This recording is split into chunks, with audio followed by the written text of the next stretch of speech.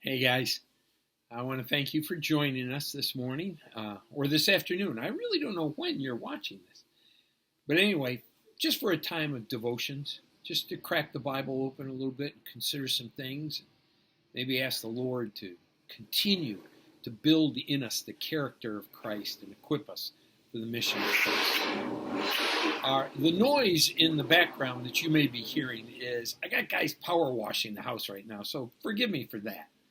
Let's turn to Matthew chapter 18, verses 1 through 5.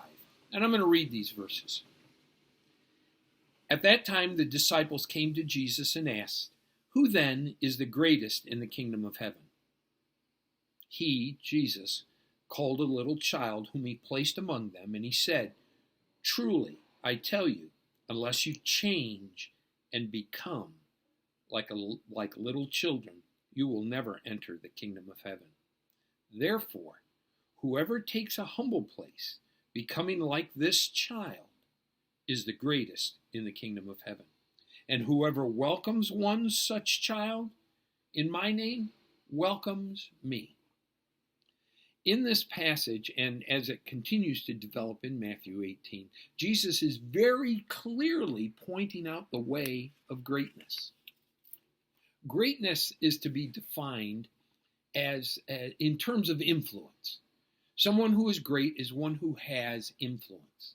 He is the influencer rather than the one being influenced.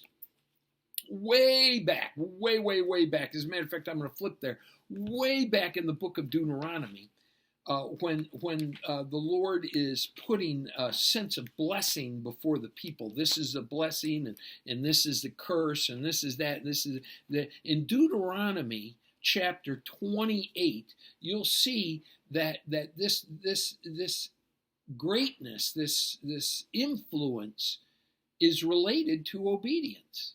The blessing was that we would be the head and not the tail. Let me read just one verse from Deuteronomy 28.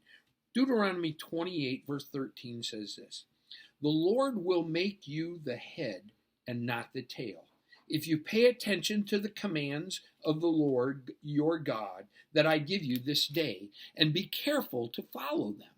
You will always be at the top and never on the bottom." I like that picture of being the head and not the tail.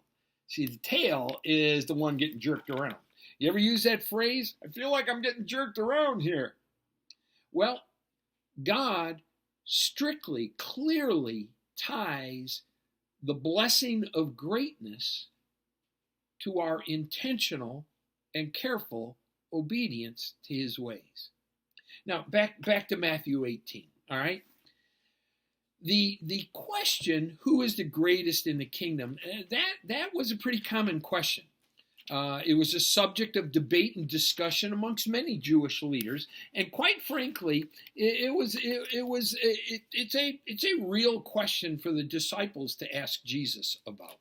See, the disciples are beginning to realize that their rabbi is indeed the Messiah. So it would seem pretty natural that they would come to him and ask him, who is the greatest in the kingdom? But let's be real here. The disciples were jockeying for position. The disciples each one wanted to be a little bit ranked, a little bit higher than the other disciples. The disciples wanted to sit at Jesus' right hand when the kingdom came, and so they were constantly jockeying for position. And to be really, really real, I know what that feels like. I know what it's like to be jockeying for a place of acknowledgement or to gain affirmation or to be affirmed or promoted. I know what that feels like, to jockey for position. Do you? See, now Jesus answers very directly the question. There's the question. It's right there in front of you. Who then is the greatest in the kingdom of heaven? Jesus' answer is very, very direct. He says, change and become. It's kind of like the repent and believe thing. It really is. Change, acknowledging there's something already at work in you, and become. Change and become like little children. Take a humble place like a child, and that will lead to greatness in my kingdom.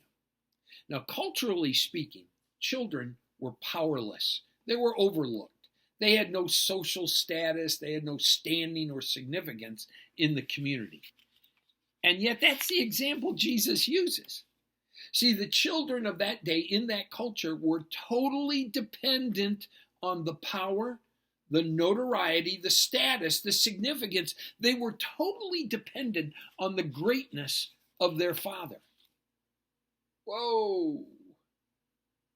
Randy, are you getting this?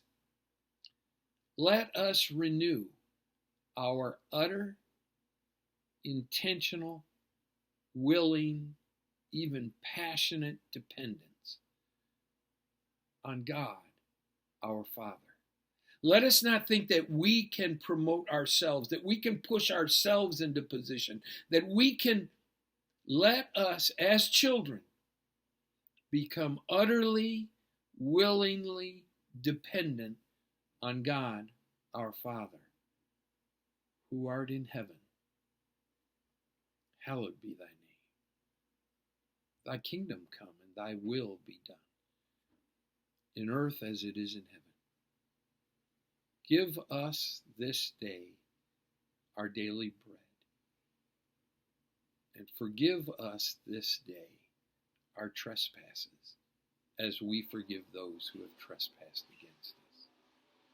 And lead us not into temptation, but deliver us from the evil one. For thine is the kingdom, and the power, and the glory, both now and forevermore. Amen. This is Randy Stewart. Thank you for joining with me this day. God bless you.